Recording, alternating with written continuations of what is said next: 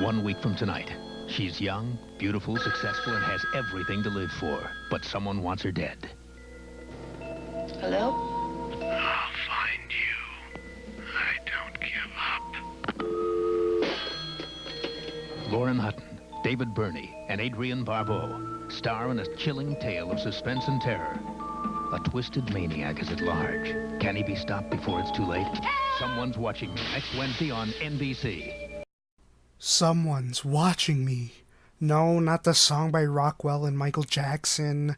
The movie from 1978, the TV movie specifically. These next two movies were both TV movies, directed by John Carpenter and written by him. At least specifically, this one was written and directed by him, but the next one wasn't. But anyway, moving ahead too much. Someone's Watching Me is a TV movie in almost every sense of the word. It's very generic as the movie keeps going on. Gladly, it's not too long. It's only an hour and 40 minutes.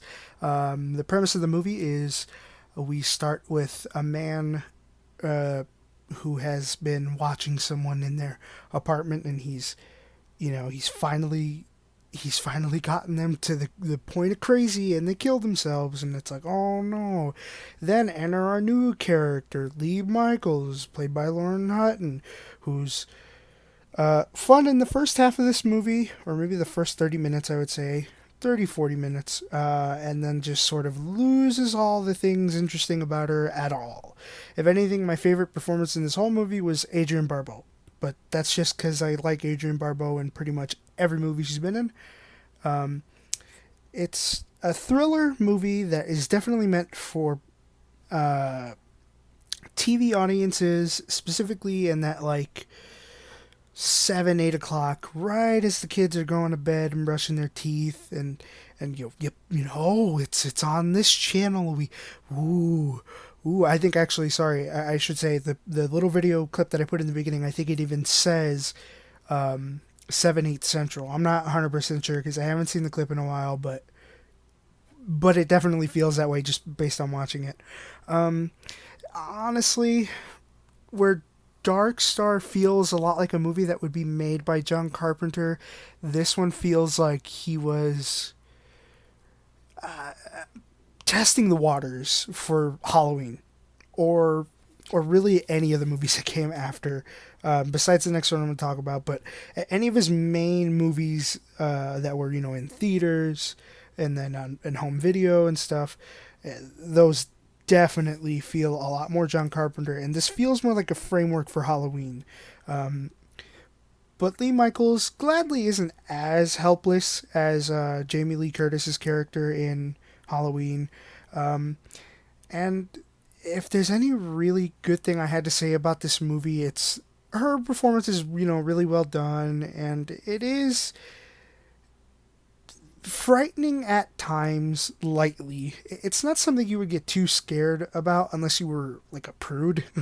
But if you were just like a general moviegoer, like most people, especially now, it's okay. It's nothing really crazy.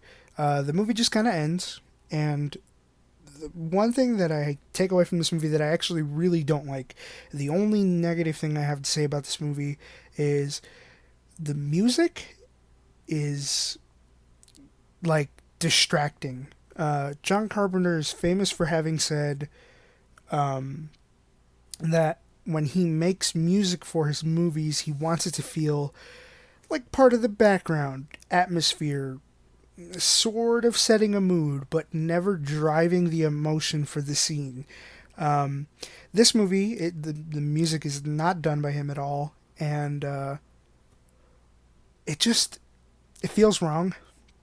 It feels like a typical TV movie or TV show of the late 70s, early 80s, and it feels like the music from that time, especially like this sort of like emulating a large orchestra but not actually having one, and it's really distracting, especially like right towards the end. There's a moment where our main character is going up an elevator, and that's it.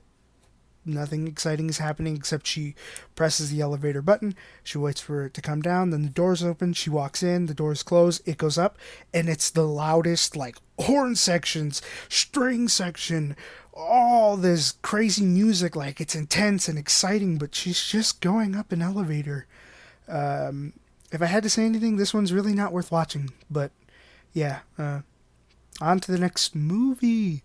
Ooh, what's it gonna be? Okay, I gotta really stop doing that. Anyway, don't worry. The next movie has like a convenient little thing for why I did all these episodes in a row.